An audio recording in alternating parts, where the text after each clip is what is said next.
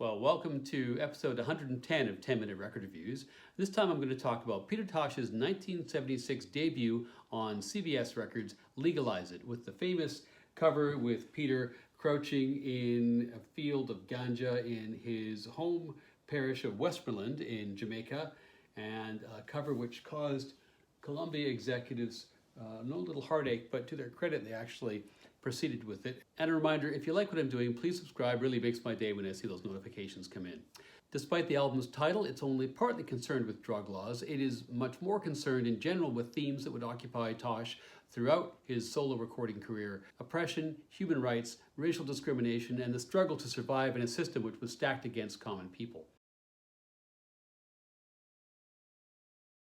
So Peter Tosh is born Winston McIntosh in 1944 in Westmoreland, which is the westernmost parish on the island of Jamaica. He grows up in the countryside. His home life is not great. He ends up largely being raised by an aunt. When she dies, when he's about 14 or 15, he moves to Kingston, to the Trenchtown neighborhood. He's a self-taught musician, teaches himself how to sing and to play the guitar. Through a musical mentor of his, a guy called Joe Higgs, he meets two other musicians with whom he forms a bond. The first, of course, is Bob Marley. The second is a guy called Neville Livingston, who would shortly change his stage name to Bunny Wailer. In the early 60s, Peter Tosh was already socially aware and conscious of all the injustice which surrounded the existence of black people in Jamaica.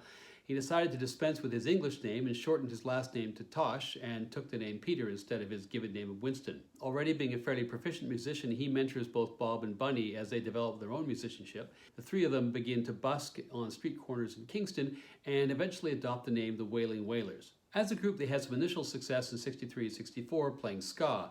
Then Bob decides to go off to the United States for a while, and while he does, both Peter and Bunny convert to Rastafari. When Bob returns from the United States, he too converts. And following this, the group ends up recording a song written by Tosh, the very first legit Rasta tune recorded in Jamaica, called Rasta Shook Them Up.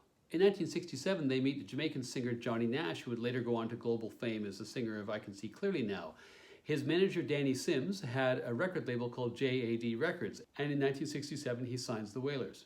Peter, Bunny, and Bob were at this point working with a local producer, a guy called Lee Scratch Perry, who these days, of course, is a legend in the history of reggae.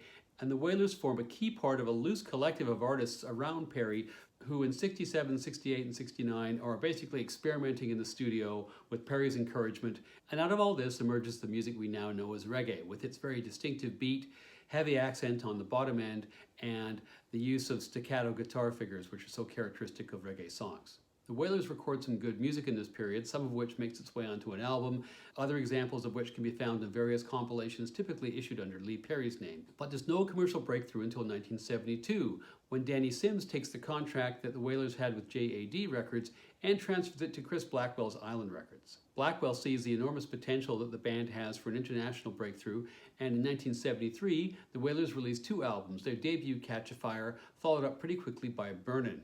And the commercial breakthrough duly follows, but so does Trouble. All three of the principal players in the Wailers were devout Rastas, but some were more devout than others. In particular, Peter and Bunny did not want to tour. They did not want to play the kinds of so-called freak clubs that were laid out in the tour ahead of them, feeling that it would compromise their spiritual beliefs. So the band ends up splitting, and all three members go solo.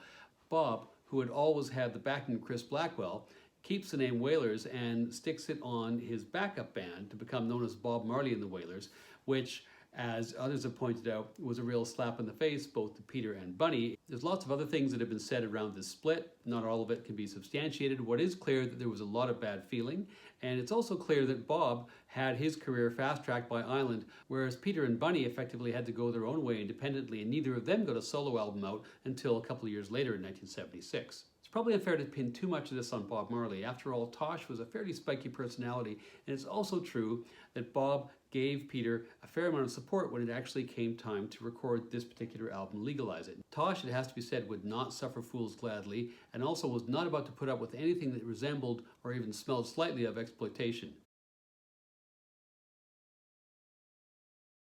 So when Peter finally got the funding together to make this album in 1976 and had secured support from Bob in kind through the use of the Wailers backing band and the I3s, he ends up recording this album at two different studios in Kingston, Treasure Island and of course the famous studio Randy's. He also produces the album himself, and I've never been convinced that was the best choice, notwithstanding the fact that this is, yes, a great album, but I find the way this album sounds is a little bit tinny and a little bit lacking in bottom end compared to comparable albums put out by his former bandmates in the same year. He didn't lack for technology, but he might have benefited, I think, from bringing somebody else in to work the sliders. And on that note, the mix on this release and pretty much every other release is distinct from the very first mix which Peter prepared to pitch to Jamaican radio and to the Jamaican market. In 2011, that original Jamaican mix was released, and it's got a much more pronounced bottom end and much chunkier guitars, and to my ears is much more satisfying.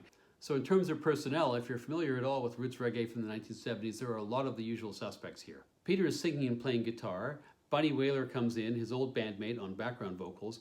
And as I mentioned, Marley had given his blessing to Tosh, enlisting the help of most of the Wailers' backup band and also 2/3 of the famous backup singing group, the I-Threes. A few other famous or soon-to-be famous names also make an appearance. Robbie Shakespeare plays bass guitar. Carlton Davis plays drums on a few tracks. And there's also an American guitar player, Donald Kinsey, who provides a bit of an R&B influence, a key influence, I think, on some of the tracks. Side 1 starts with the famous title track, which was written by Tosh for a variety of reasons. One was his continued victimization by the police, both for being an advocate for legalization, but also in general for being a countercultural, revolutionary kind of a guy. On this song, Tosh is calling for the legalization of cannabis, not just as a piece of personal freedom, and not just in terms of it being a religious sacrament for the Rastas, but also, interestingly, for its medical benefits. These lines in the song seemed like a source of amusement back in the day. Now they seem kind of prescient. Like any song calling for the legalization of drugs in the mid-1970s, the lyrics and the song itself were contentious. It was banned in Jamaica. Tosh's response is to take out an ad in the Gleaner, which is a major newspaper in Kingston, reproduce all the lyrics to the song in the ad, and to send Michael Manley, the then Prime Minister of Jamaica, a copy of the album inscribed "From one living legend to another." That's followed by Burial, which is one of Peter Tosh's all-time great tunes. It starts off with those slightly out-of-tune country horns, which are so characteristic of so many roots reggae tunes. It's got kind of impenetrable lyrics, but I think it's basically an anti-gangster song. His social focus continues on the next song, What You Gonna Do, which is basically about the justice system's repression of poor people. And then No Sympathy, which is a song which eventually Eric Clapton ends up covering, I think in 2012 or something like that. Tosh had actually written No Sympathy while he was still with the Wailers, and an early version of this song from I think 1971 can be found on their slightly harder to find and lesser known album Soul Rebels. The version on this album has a much more bluesy sound, probably because of the influence of Donald Kinsey, the American guitarist. The final song on side 1 is Why Must I Cry, which is a beautiful song and probably the sweetest love song on the whole album. This is a Tosh and Bob Marley composition from some time before, and you can tell that it is, I think. It's got a very Marley-ish melody, and it would not at all have been out of place on one of Bob's own albums. Side 2 starts with the most spiritual song in the album, which is Igzia Bir, Let Jah Be Praised. This has a very mystical, spiritual sound. You have the organ swirling around the rest of the instrumentation all the way through the song. This, to me, is one of the great Rasta songs. It's also, because it's a Tosh song, a little bit confrontational as well. The second song on side 2 is a very popular song and a song which divides interpreters as to what it's actually about. This is Ketchy Shubi. Is this song about sex or is this song about cricket? Well, if you do a deep dive into reggae discussion forums on the internet, you'll find no consensus.